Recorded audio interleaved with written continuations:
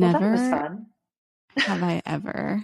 Actually, no, that's a lie. We've had so many technical issues on this fucking show before, so I'm not surprised. For our listeners,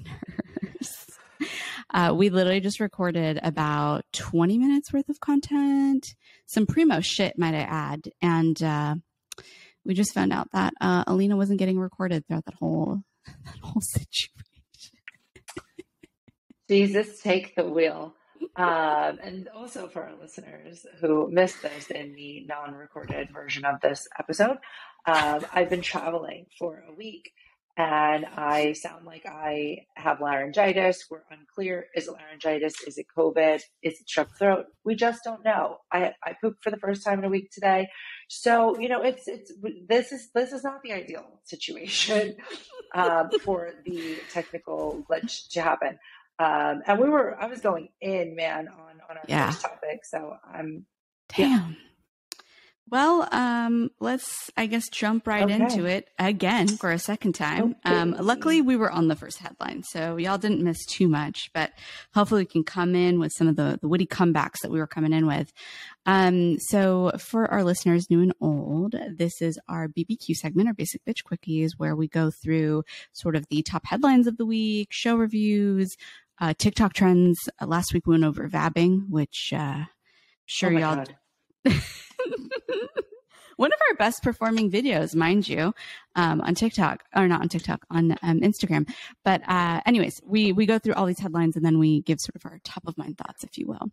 And with that, are you ready for our first one? Our most popular Kardashian family update, which, by the way, I'm getting sick of these hoes. I'm going to be real honest with you. Oh, I like it. I like the spiciness. We're just fucking tired of having the same conversation week after week about them. Just give us something else. Just be a good basically person. I think what it is that, we were talking about this before we found out that you weren't being recorded, but I think people are just sick of them at this point, and that social sentiment has basically turned left because of some of the out of touch shit that they're doing. Yeah. So for our listeners, we'll do a very, very, very quick recap. Maddie gave an excellent recap before. Mine might be a little bit truncated this time around, but basically the article or the headline is that Kris Jenner has apparently stepped in and told Kylie Jenner to slow down her spending amid the private jet backlash. And long story short, Kylie had posted a photo of her and Travis on a runway, and the caption was, should we take mine or yours? Which as I said before, personally feel like that's a very poor financial decision to have two private jets in one family, but we'll go back to that later. And then from that, I guess a lot of listeners were very, very, they're just kind of up in arms, right? Because people are then diving into their use of their private jets. And Kylie has developed a new habit of taking a jet in lieu of a car. She's just decided, I have all these $300,000, $400,000, $500,000 cars, but you know what? I'd rather take a jet to go a 40-minute drive. So, for example, there was one day when her jet took off in Camarillo, California, and landed in Van Nuys. It was a total of 3 minutes. That is incredibly horrible. God, I can't even speak anymore for the environment. And not just that too. I mean, it's also the precedent that she said. This isn't the first time she's done this. Like, this is quite common behavior. And it's only been in this past week that people have actually tracked her flight plans and found that Kylie Air has made these trips a multitude of times, which really irks me because as someone who has that much wealth, like, you definitely have drivers on staff that could easily take you from point A to point B, and you could just be working in the back of your vehicle or being with your child or being on the phone or what have you. Fact of the matter is we are in a pretty severe climate crisis. We've actually probably seen some pretty record temperatures this week too around the world. God. And all of a sudden it comes out that you did some stupid shit like this. Now, what really got under my skin was, everyone is saying like how unrelatable, how like far removed you are from like the problems of society. But also on top of that, she decided, as sort of what people are assuming is sort of like a PR stunt to showcase some form of relatability, she decided to go to Target, with Stormy and one of her nieces. I'm not sure which child, but one of them. As we all know, the Kardashian clan is huge. So one of the kids, I'm just going to say one of them. And apparently users noticed that during this Target trip, it was completely empty. So it's kind of obvious that she called the Target in advance and asked them to shut down the store for her little trip. And on top of that, she ended up spending close to maybe a little over $300 in toy purchases for the children, which kind of, I think, X's out the relatability factor considering current economic situation for most people in this country and around the world, to be honest. I think I'm angry. I'm going to be honest. I'm angry.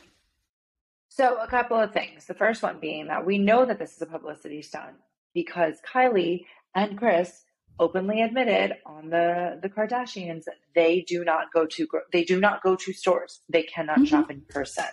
So that's number one. So we know that this was not just a regular outing for her, and therefore it was a PR stunt gone bad.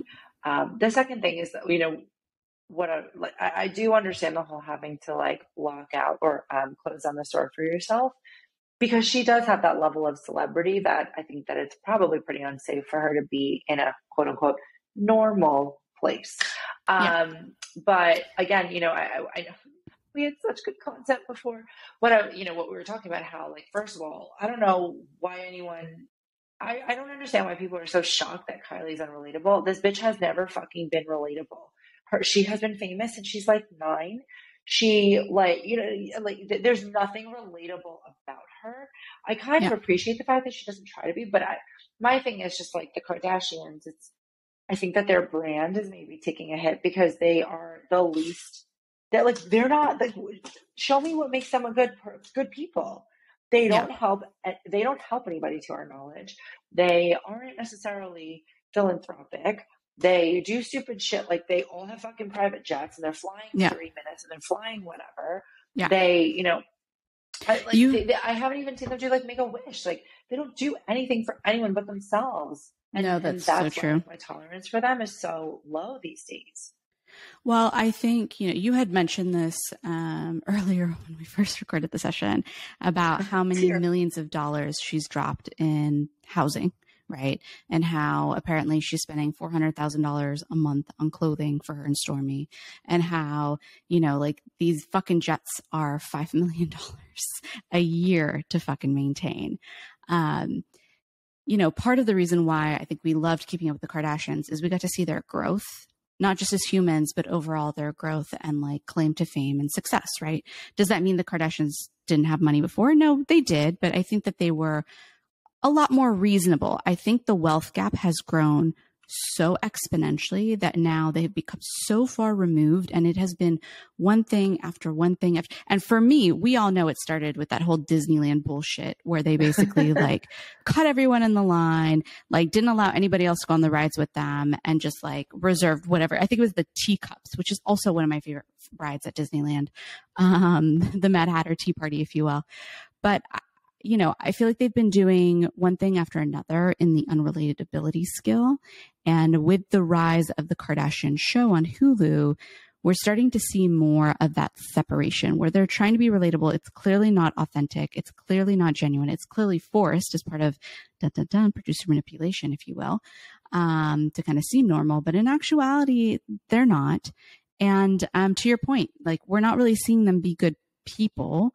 And then, they do shit like this. Like, of course, you're going to expect like backlash from people. And I think we're seeing this like shift in societal sentiment towards them that's going, like I said earlier, left.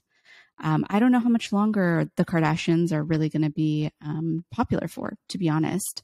I think we're kind of seeing, with every rise of an empire, there's also the fall.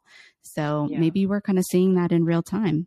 Honestly, I feel like with currently where society's at, I can't tell you how many TikToks I've seen now where it's like when it comes to us, like finally eating the rich, like we're going for the Kardashians first. Like I can't tell you how many of those I've seen. So it's not looking good. Let's just say that. I mean, I don't disagree with any of that. And I think to your point, I think that they are ostracizing themselves. And it's, every time, Chloe's like, people are so mean to me. And it's like, because you're not fucking real anymore. I loved Chloe. I thought she was great. I was like, she's always real. She's always honest. Bitch, just a fucking admit that you got lipo. No amount of diet and exercise will change you that much with those proportions, for the record. So I don't know. I think it's the culmination of their brand, their, again, unrelatability, the fact that they're not doing anything with their platforms. Kim aside, Kim I think is doing stuff, but at the same time, like, is it enough to overcome everything else that your family's doing or not doing? I don't think so. But I also think we're part of the problem. Like, we're the problem. We keep watching their show. We keep buying their brands. We keep telling ourselves that Skims, I have tried multiple times now to buy shit from Skims. Literally, it's like it's such poor quality. I don't care what anybody says. First I thought, oh, just the clothes might be poor quality. No, I then went and bought the actual shapewear. Trash. It rolls down. Like, I can't, I'm over it. But anyway, I think we should move on because I'm going to end up like breaking out in hives or something, and I already have a really bad sunburn. I do want to end on one note though, because I do agree with you that, you know, Kim is probably the one that has done the most philanthropic work with her like legal stuff that she's been doing. But I do want to end with, you know, someone on TikTok had mentioned, like, why is it that we're getting so upset with Kylie about climate change, like with her behavior with her jet, when we've basically been supporting these monsters who have been doing things that are non-climate friendly all these years? Like, have you seen the packaging and manufacturing of Kylie's lip gloss and her skin stuff? Same thing with Kim. Same thing with like Skims as well. Like, these aren't people who give a fuck about the environment at all. And so I thought it was a really good note that like, oh, all of a sudden we're up in arms about this, when in actuality, you know, like, we've, to your point, have been supporting these monsters for a long time and they feel like they can get away with this. So, well, I'm just glad that there's finally, hopefully, going to be some accountability. I mean, at least Kylie feels that it's, you know, there's accountability enough where she's like, ooh, let me go and pretend that I shop at Target. Also, just spent $300 in toys. It's like 3 toys. That's how you know she was in and out of that shit real quick. But okay. Real quick. Yeah. I also find it hilarious that this all came out during a week where everyone is like experiencing extremely high temperatures around the world. Like, how beautifully coincidental was that? Can I tell you honestly, like, if I mean, I obviously did believe in global warming before that, but if I did not, the amount of chafing that's going on between my thighs, I walked like all around New York City today. I'm not kidding. Like, my asshole and my underwear were soaking wet. Like, it's just not normal. I'm sorry, I'm being a little bit crude. No, I love I'm talking about my pooping schedule. I'm talking about my butt being dirty and sweaty. No, it was a scorcher out there, friends. So let's all do our part. You know, save the turtles. If we're not saving the fucking earth. Let's save the turtles at least. You know, use your metal straws, guys. Seriously. Okay. On that note, on to our next topic. So this is also kind of a two-parter. So as you all know, Amber Heard has done her legal shenanigans where she was trying to claim mistrial based on the jury situation that happened a couple of weeks ago. She has apparently now appealed the original verdict for, I believe, the $8 million that she needs to pay, or was it 10 million? I can't remember the exact amount. And as a result, because basically the judge said, no, you had a fair trial. I'm not going to claim this as a mistrial. So as a result, she appealed the verdict. So we're going to go through the whole appeals process. We're going to see how this all plays out. And as a result, Johnny Depp has quickly countered Amber Heard's appeal of verdict with one of his own. Because remember, he got slapped with $2 million that he needed to pay, I believe. And so now he's countered. And so I am feeling like we're going to see a whole plethora of messiness in the upcoming few months. So I didn't, I don't really understand all of the legal stuff that's going on here, but this whole situation is kind of annoying at this point. I kind of feel like it's just a game. And I think it's actually like very disrespectful. I mean, don't get me wrong. I don't necessarily think that the American justice system is the best, or I don't know what it is or what it isn't, but I know that there are definitely flaws in it. But I just feel like it's just a complete fucking, it's like turning into a circus at this point. Like, oh, you 100%. You want to do that, well, I'm gonna do that. And it's just like, can we all just shut the fuck up? Like, at this point, I kind of hope that they just say, you know what, Amber Heard, you don't need to pay him any damages. Like, Johnny Depp does not need $10 million from Amber Heard. I think we can all agree on that. Yeah. And I just feel like I just kind of want this to go away. Like, Amber, you're not going to win. Johnny, you've already made her look like a fool. Let's all just like move on with our lives. Yeah. I think the only reason he's doing it is because she did it. It's just like trying to prove a point, right? And I think the both of them are letting their egos go at play when it's like, just let this fucking go.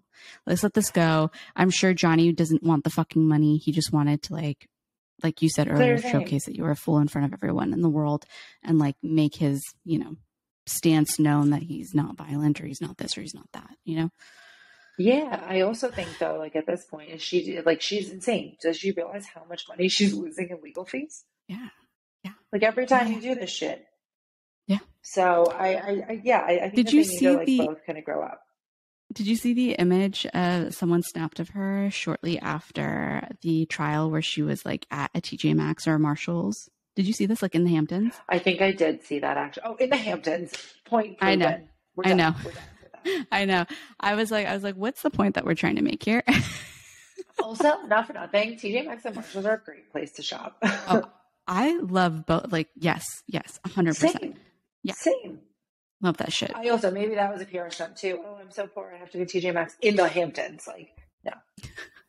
We're on to you, fuckers. Stop it. Stop. Celebrities need to just like chill the fuck out. Seriously. Stop. We're on to you, little assholes. Pretty much. Okay. So I think we're done with that. We'll keep y'all updated on how this shit show fucking evolves. But for now, we are staunch believers that this needs to fucking end and they both need to grow up. With that note, I think we should go on to our next topic. So as many of you already know, the new season of The Bachelorette has started. This year, it is 2 Bachelorettes, the 2 that got screwed by Clayton. I think it's Gabrielle and Rachel. I think those are their names. I don't know. I literally wasn't paying attention to the first episode. Pierre is a staunch follower of The Bachelor and Bachelor. He fucking loves the show. It's wild to me. Sometimes I sit there, I'm like, who are you? Who did I marry for all these years? But essentially it's kind of interesting what they're doing this season, where it's the 2 women, they all have the same group of men. And you're going to see it get convoluted pretty quickly, where certain women are falling in love with certain men, but they like the other girl. And they won't accept the rose from the girl who's like calling them up because they actually care for the other one. And so you can just imagine how much of a cesspool that is for producer manipulation. Oh my God. I'm getting hot and bothered about it.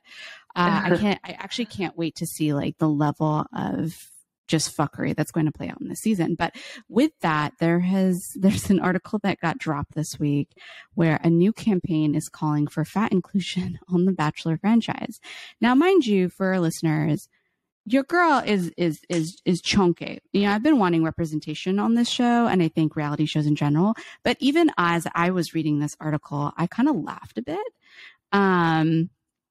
So essentially, they want fat people on the show. They're like, it's called Roses for Everybody. And they're wanting to advocate for body diversity because, as we all know, the Bachelor franchise has been sort of incorporating more diversity on the show. And so they're saying, well, it's great that you guys are being more diverse for BIPOC, but what about like different bodies on the show? Can I read out what they're specifically asking for, like the 5 demands? Yeah, they have like 5 asks, right? Or 5 demands. This cracked me up. So one is cast a minimum of 5 diverse fat people each season of The Bachelor and The Bachelorette. I'm sorry. I don't know why I'm laughing about this, but it's just funny the way that they're just listing this out as a demand. Give equitable, non-fat, identity-focused screen time to the fat contestants. Choose leads who specify that they will date diverse fat people. Provide support to fat contestants, including inclusive clothing options when required for sponsored events, and mental health support to navigate anti-fat harassment from the audience. Hire fat staff and production, and incorporate fat inclusion training from fat liberationists. So I don't know why you're laughing. Well, I'm laughing because, like, as someone who is like larger set, like my whole life, But you know what I mean? Like, I am curvier. I am chubby. Like, let's not lie about that. There's nothing wrong with being chubby, but it just, for me, it's really funny seeing someone like list out these demands, specifically what they want. I just thought things would like evolve naturally. But then Pierre came over and was like, because I was reading this out loud to him, and he was like, oh, he's like, this is actually great. He's like, can they start also including ugly people too? Like ugly, normal people? I was like, actually, that's a great request too. Let's like list our demands on that front. Anyway. So what do you think that like, how do I, like, honestly, thinking about this from like the lens that my career is based on, how do you incorporate that in a way that's not like, I feel like it's a damned if you do, damned if you don't kind of situation. Well, I think we should also talk about like the premise of the show, and like the image that the show has always been is about like perfect people finding perfect love, right? And it's like, if you're going to get real and gritty and include normal people, like normal people, diverse looking folks, right? Will the show still be the same? And I don't necessarily think absolutely so. Not. Yeah. I don't think it's going to be the same, but I also just feel like, I don't know. What did you start asking people? Like, would you date a fat person? Do you, like that's very strange. Yeah. But that's exactly what it is. How do you go about being inclusive without being offensive?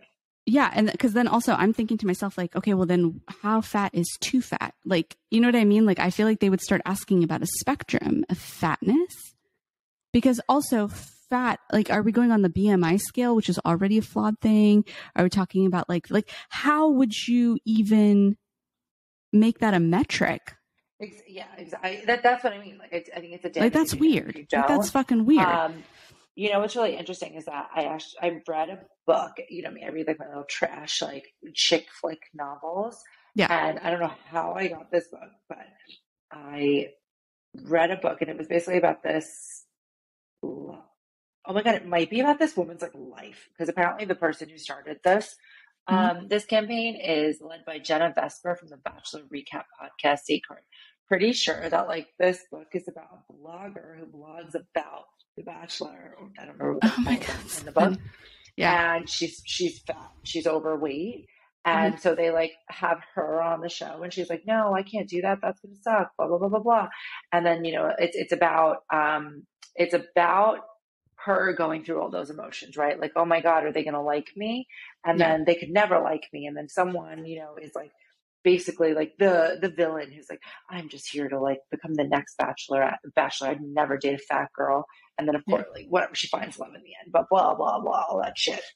And so I feel like if I'm a producer, if I'm a casting person, how do you, to your point, how do you create a metric for this? I don't also know how to already, like, as a producer, I'm thinking of like getting people who are fat phobic just to create like wild, insane content on the show. You know what I mean? Like, because you can already, good. Exactly. 100%. Like, I'm already thinking like they'll be able to get so many audiences, so many eyeballs, just like finding a way to twist this.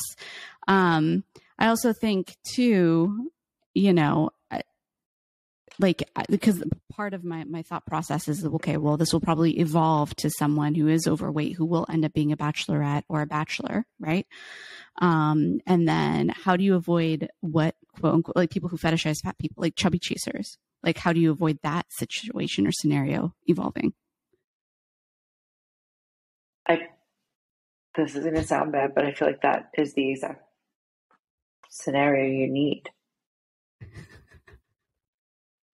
Right? Yeah, no, I guess I'm serious, right? I feel like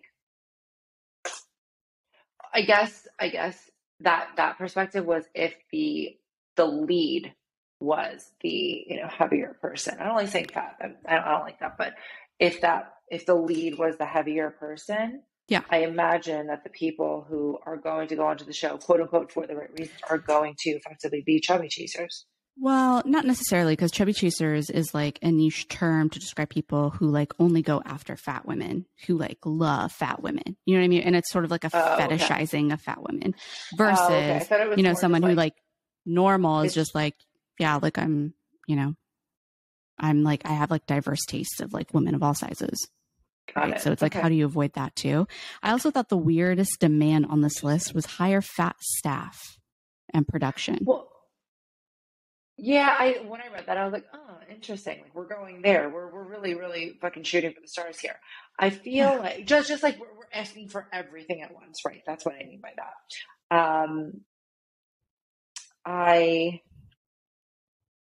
I get it though, because they like, how do you? It's like the idea of hiring in diverse people, like a diverse population of people, so that they can then like be reflective of, they can. But then this is kind of like a weird thing because this is different from like normal diversity inclusion, I think, in the workplace, because like diversity inclusion is typically around race, right? Which is something that you cannot change about yourself. And those who have been historically, right, while being like fat, like our bodies ebb and flow. So like, how is that something that once again, you would have a metric for? Because imagine that person like loses weight and is at the company. You know what I mean? Like, oh, since like, oh, we lost our one fat person, we now need to hire like that just seems very strange to me. And mind you, I could also just require additional education on the process, but I just don't think that I don't think it's equitable. No, 100%. Yeah. I mean, I guess I feel like maybe the next step is for them to like, because I feel like if you go from the influencers to, just incorporating heavier people, I think that there's going to be a level of like ostracizing that happens, or it's going to be uncomfortable. Maybe that's the point, but I guess my concern is that the people who will potentially get hurt aren't necessarily, and I say that because I was reading in that article that it was like, oh, that they brought in, what was it? There was a diverse metric, and it was like they had a couple, but none of them have made it past. Oh, it was people who identified as plus size, and they have not made it past the first night. So it's like, has someone ever been plus size that have actually made it on the show? They identify as plus size.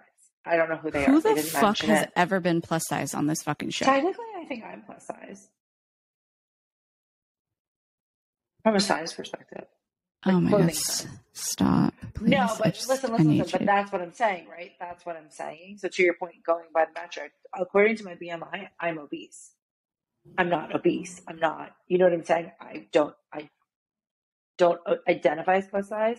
Yeah. I feel like from just like a body measurement perspective, the size clothes that I wear, stuff like that. Like I think I could be maybe custy, maybe not, direct, not whatever. But yeah, that's wild to me that like our society is like, wow. Because when I think of plus size, I think of like Ashley Graham, beautiful, gorgeous plus size model. So you know beautiful. I mean? Like, damn. You know what I mean? And I would think of that as plus size. And so I would actually like to see bodies like that on The Bachelor and Bachelorette, to be honest. Yeah, for sure. But here's how do you incorporate it? Like, how do you go from 0 to 100? I think what's going to happen is like, instead of just picking beautiful people, like, let's like actually look at, a list of folks and get folks based on, I don't know, their realness, their authenticity. I don't know how they're picking people. I think part of the metrics is like skinny and pretty. I mean, it used to be skinny, pretty, and white, and that's like evolved as we've like gone on further. But instead of like skinny, just be like, okay, we're not going to have skinny be one of the including factors. But once again, I don't know how they're choosing people. I do have a question for you though, is, do you think ABC is actually going to move forward with body inclusivity? I mean, I feel like there will eventually be enough pressure, which is awful that there has to be pressure. That's really sad. Yeah.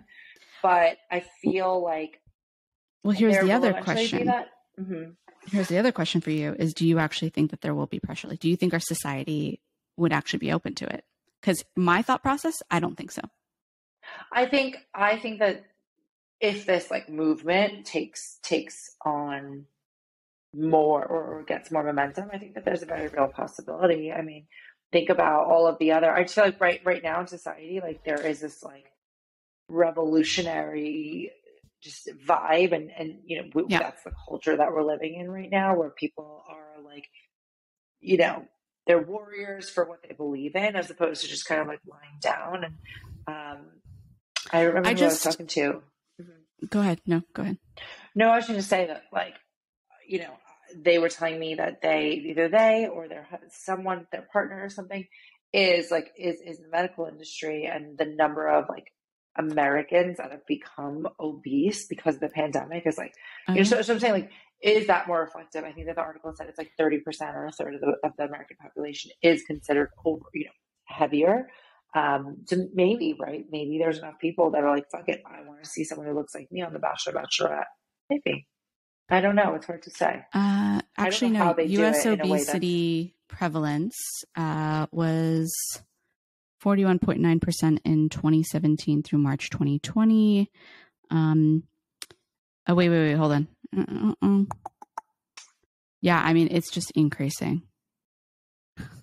Percentage of adults aged 20 and over with overweight, including obesity, 73.6% from 2017 to 2018.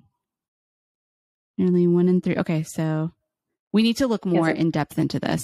Okay, but we'll come back to essentially, yeah, obesity numbers, as we know in the U.S., are increasing. However, there's a part of me that feels like if it took us this long to get the first Black Bachelor and the first Black Bachelorette, like in the past few years, like I can only imagine what it's going to take to till we evolve to the point where we have like normal looking people and people that reflect the U.S. nation as a whole on the show. I also think too, like The Bachelor, once again, and The Bachelorette, the franchise itself, the package of the show has been beautiful people finding beautiful love. You know what I mean? I don't think if they were to change that, like of the stereotypical, like what beauty standard is, I don't think it would be the same show. Now, here's the thing. I don't give a fuck if they stay the same or if they decide to evolve. Like I watch it because of the messiness. Like I'll be 100% honest with you. I just love people being fucking messy. Also, another note, if we still haven't had a gay or lesbian bachelor, bachelorette, like I also, like, what does that say? Like, I don't think we're evolving quickly enough to see the brand change like that. But that's my 2 cents, and I'm being more of a negative Nancy, I guess. That's a good point. And I would have to agree that I feel like there are maybe other areas for diversification that might happen first. Yeah. Agree. But I guess we'll have to see. We'll have to see. Okay. So this one I hope will be a quick one, but this is an interesting TikTok debacle, and it's around something called pink sauce. So this is funny because, and I'll give sort of like a short overview, if you will. Apparently this like private chef created this thing called a pink sauce, and it's a mix of like honey, like dragon fruit, hot sauce, ranch. I don't know. It's a mix of things. People don't really know what's in the sauce. And they started to sell it. Now, part of the problem is the nutritional facts have been wrong. You can't find an ingredients list. People have actually started getting sick from this sauce. This is all happening through TikTok. And on top of that, it's not FDA approved. And on top of that, people have been filming their sort of like once they receive it, what it looks like. And it has been inconsistent from like the texture to the flavor to the color, like the type of pink that it is. And so everyone is losing their shit on TikTok over this pink sauce. But also I feel bad for the business owner too, because it feels like they're like a first time business owner who's trying to understand the process with this type of stuff, with creating this kind of stuff and selling it. But clearly they went about it the wrong way. And so it's blown up. Everyone is like, ooh. So I'd love to hear your thoughts on this. So as you know, I'm still fighting TikTok from a day-to-day perspective. But with I think my first inclination is this is how you know that we as a society are in trouble. The people are buying pink sauce. I'll say that again, pink sauce. It looks like fucking Pepto-Bismol. It looks like Pepto-Bismol. Yeah, exactly. That looks disgusting. I would never fucking eat that. But from some random person that I think is just making this like at home, in her house? Does she know if there's any kind of like, I don't know. She's a chef, so I hope that she has food safety knowledge, but like, that's not food safety. I read that like this shit is literally shipped like in a plastic bag in the mail. Yeah. And there's like a lot of stuff in there that should have preservatives at the very least. Yeah. And nobody knows what's it's in this sauce, by the way. So like if you go on the website, there's no information on there. You don't really know what the serving sizes are. Apparently at some point, like the nutritional facts said that the serving size was 444, like 404 like servings in the fucking thing. And people were actually calculating the caloric information and nutritional information. They're like, this doesn't make sense. And so I guess the chef had to come out, the owner of the business, and was just like, oh, it was a mistake. It's actually 444 grams in the entirety of the bottle. And everyone was like, how could you make that big of a fuck up? Well, because she has no fucking idea what she's doing. 444 grams? That's... Again, I just divert. The only thing I have to say about this is like, we are fucking dumb. We are dumb. Society is fucked.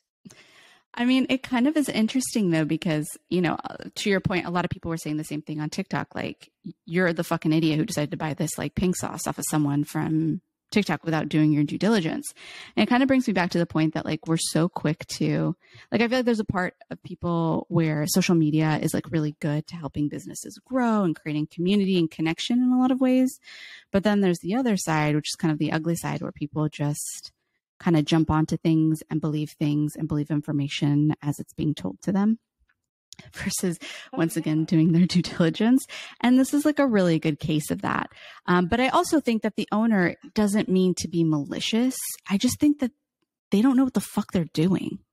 Yeah, I get it. But again, this is on us as like stupid idiots who are just going out there and like, let me put this in my mouth. That's like, what are we? Are we like a toddler?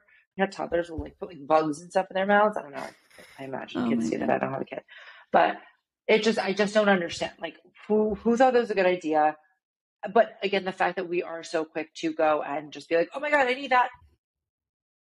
Oh my God, I gotta try it just for the sake of doing it. Like, it's like the idea, like if someone jumped off a bridge, you're gonna say, gotta try that because they did it on TikTok. Not by the way, I hope nobody does that. But also, can we just talk about like how, like, I'm sure this was like part of like the marketing of the product, but it does not look appetizing. It literally looks like Pepto-Bismol. I would not put Pepto-Bismol on my fucking wings. Like, ew, no. I thought that was weird. I thought that was really strange that people were like, oh, sauce looks pretty. No, it doesn't. That does not look appetizing. No, it literally looks like medication. It's like, Jesus Christ. Anyway, so I thought we should talk about that just because that has been sort of in the headlines lately.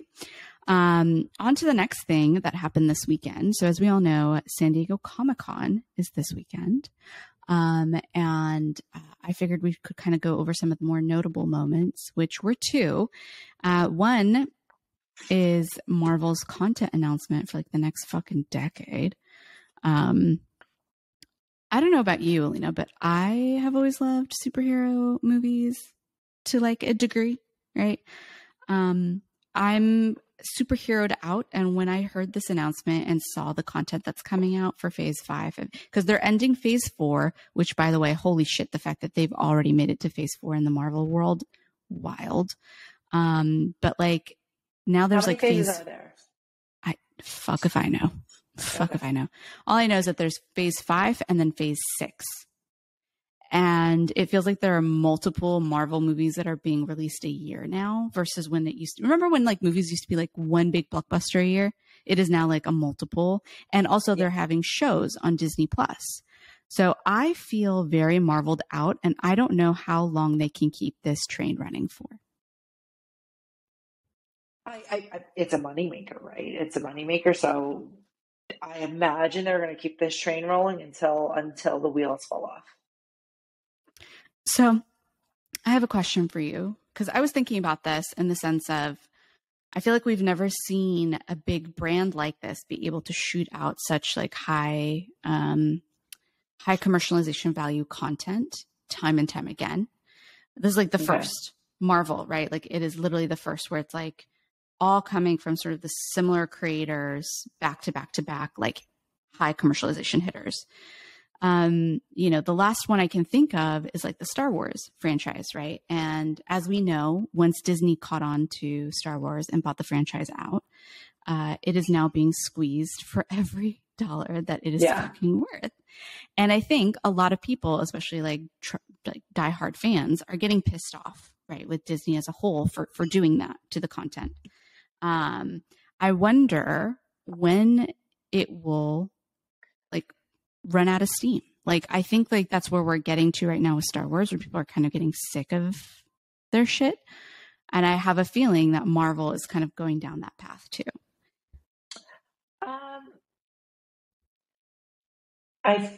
I don't know. I've never seen a Star Wars movie in my life. I've seen some Marvel movies, and I think that they're more entertaining than I'd like to admit. That's right. Like admit that you love superheroes. Just admit it. It's fine. I wouldn't say I love superheroes. I said that I enjoy the movies when I'm like, what do I watch? I think though, like Star Wars is all the same storyline, whereas like Marvel, I know it's all interconnected, but at the end of the day, there are still different plots. There are still different characters. It's different cities. It's like you're looking for the Easter egg as opposed to like continuity of the story. And so I'm inclined to think that there is way more longevity, and the runway for that is a lot longer because like, I think if they were doing the same character over and over and over and over and over, like Wonder Woman, I think we've had 2 or 3 now. We're probably fucking bored of that shit. I mean, but then you have like the Batman one, right? Like, how many fucking Batmen are there? I think we're over that now. And like, but at the same time, people are always going to go. People are always going to see it, and so I don't see that going anywhere anytime soon. The studios are going to continue to pump money into it because that's how they make their money back, right? They don't give a shit if we're interested or if we're mad about who they cast. No. What do they want? Eyeballs. Oh, 100%. So I think the only way, like, it's like the Kardashians, right? Like, we all, we're tired of you. You guys are bad for the environment, blah, blah, blah. Yeah, motherfucker, you're still buying that Kylie lip kit? I wonder if I'm just becoming a little bit of a pessimist, if this is just with age, where I'm just like, it feels like the same things are playing out over and over and over again. And I think this is the first time where we're seeing, like I said, sort of like high commercialization value franchise that is spitting out really great content. But for example, they came out with Doctor Strange 2. Did you see that? What is it? Something Multiverse of Madness. No. Absolute flop. Like, everyone thought it was like one of the worst Marvel movies ever. And so I'm just wondering, like I said, like, am I just getting old to the point where I'm like, oh, this shit is going to die out soon? And it's like me being a pessimistic Pam. Or like, could you imagine like where they're just grinding out so much content that at some point they're like, ah, shit, we're not making money anymore. And they've already dedicated, like literally agreed to or confirmed like a decade's worth of fucking content now based on Comic-Con. Yeah, but again, think about like Marvel. When was that created, right? People are still diehard collectors and that's true. And like, look at me. I don't know anything. I didn't know anything about Marvel. I knew it was a comic, but like I couldn't tell you the difference between the DC and the Marvel and whatever it is. And like, I'll watch the movies if I'm like home and I'm like, oh, what do I want to do? Or and then I also think that like there are going to be different generations that come up out of it. Think about that's also like, fair. Think about Star Wars, right? Like the fact that Star Wars started decades ago and it's still around. They're still pumping money into that too. Also, I think that like if somehow halfway through the decade and there's already all this planned programming, at any given time they can just pull the plug on it. So, and I think they will. That's also fair. Yeah. No, that's a good point. I don't know. Okay. I'll take it. Okay. So the next big thing, and this was an interesting one. So as you know, this is sort of the opposite of Marvel. We're going to be talking about Warner Bros. And DC. They had a bit of a muted appearance at Comic-Con this year. And so much muted meaning like they were just quiet or they weren't there? No, they were just quiet. Usually it's like, you'll have multitude of halls where they'll make a multitude of announcements and they'll talk about content that's like coming out and not just in 2022, but also in 2023 and beyond. And they only talked about their 2022 content.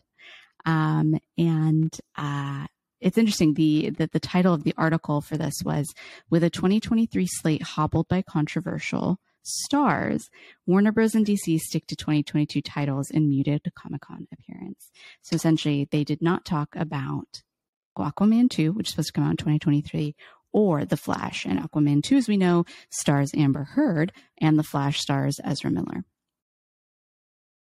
How long can they keep this up for, though?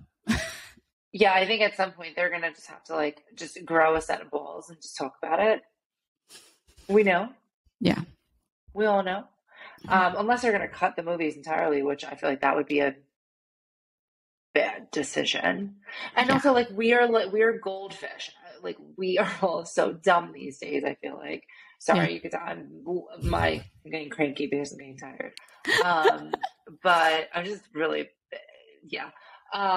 So sorry to all of our listeners. You're hearing the like bitchy Lena that comes out when she's hangry. But I feel like our ability to forget things is really fucking quick. I had forgotten about the Amber Heard Johnny Depp trial. And I don't think that is going to necessarily like stop people from going to support or going to watch the movie. I also think that like Jason Momoa is like here in people's books. And literally Amber Heard is like, oh, you're Johnny Depp's ex that happens to be in a movie. I don't think anyone fucking cares about her. I think Ezra Miller and his whole all the weird shit he's doing, sure. But again, I think like if you are a fan enough that you're going to like go to a movie to the movies to see it, I think you're still going to see it. Interesting. Okay. What do you think? I think I'm of the mindset that like they're in a pretty precarious situation where essentially two of what they expected to be heavy hitter movies, you know, Aquaman is part of the Justice League, if you will, as well as like The Flash. And these are supposed to be two massive ass titles. And instead of talking about this, they literally talked about Black Adam and I think Shazam too. I never watched the first Shazam. I don't really know what it's about, but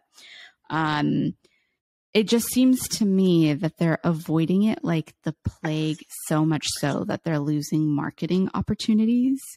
And on top of that, it also makes me question, like, what's actually going to happen to these titles? I think, you know, with Ezra Miller, I really don't know where that's going to go because some of the stuff that's come out about them in the past, like, few months has been pretty fucking wild.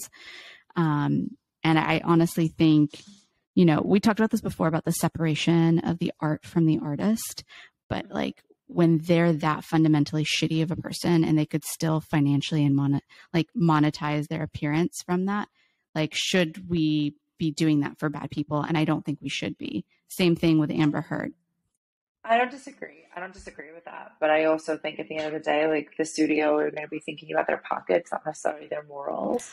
Oh, 100%. So I don't necessarily think they're going to cut them, sure. So they're just not necessarily going to like flaunt it. But I think that they're still going to. I feel like they would rather take a loss in profits that like, you know, additional marketing could have brought them than have negative press by like talking about it and doing all these things. I think that they're being really strategic about it.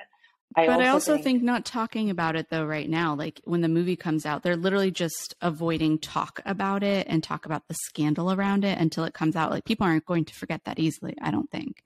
Especially like when you have like literally people who created these like petitions that like made it up to millions and millions of like signees saying that we're not going to watch this shit if Amber Heard is in it. So like, and I also think there's lots of vitriol because Johnny Depp, I hate to say all of this, but like Johnny Depp is a very beloved human being and character and actor, I think. And also because we've seen so much of the good that he's done. Like he literally dresses up as fucking Captain Jack Sparrow and like goes to like cancer hospitals to be with children. You know what I mean? Like, I feel like it's going to be a very hard thing to forget. I agree. I disagree. I think that I really think that people we have the attention span of like fly, a goldfish, and I don't know, and so I really just feel like people are gonna, you know, everybody wants to fucking get on their soapbox and talk about what's right and what's wrong and blah blah blah. You tell me when Kylie Jenner is not a quote unquote 900 millionaire or billionaire, and listen to me. We're all so angry at her for riding her fucking jet 3 minutes or whatever it is and for flaunting shit in our faces. You tell me when she starts to lose Instagram followers, when she suddenly loses brand endorsements, when we stop buying her skincare products, then I'll believe that people can remember shit and that they actually care enough. I've also never purchased anything from a Kardashian before, so. But that's you, right? Obviously, you're not the people that are like enabling their money, but I guarantee you that those same people, if a fucking product comes out that they want, they're going to buy it anyway. And 100%. I don't know. That's how I feel. No, I agree with you. But I also think like, it's like a double-edged sword, right? Where it's like part of the power is in the hands of the people. It's like if you want people to pay for their mistakes and I don't know, like actually ensure that studios are, you know, upholding a certain level of good to a degree, then, you know, we have the power to do this. So, but on the other hand, we have seen the ugliness of that via like cancel culture. And I think like the massive swing towards that where it's like you're guilty until proven innocent. So yeah, I don't know how this will land, but I did think it was interesting that because of the controversy, all of a sudden you're seeing people or the studios trying to hide certain content when they would typically be fully blasting. They would have like a specific hall booked. They'd be having these people coming and speaking about the content. And instead it's definitely an interesting approach. Yeah, I mean, we'll see how it goes, right? Bury your head in the sand and hope to God that it fucking goes away, or address it head on, right? And there are a lot of people that I bet you have had success with burying their head in the sand. So fair enough. Yeah, I think with that, we got to get you into bed, or I guess get you food and then get you into bed. I got to pack. I got to be up at 3. Let's go to the airport. Oh, Jesus Christ. Yeah, I'm hoping, crossing my fingers, that whatever you got is all healed up by tomorrow morning, and that you make it home safely to the babies.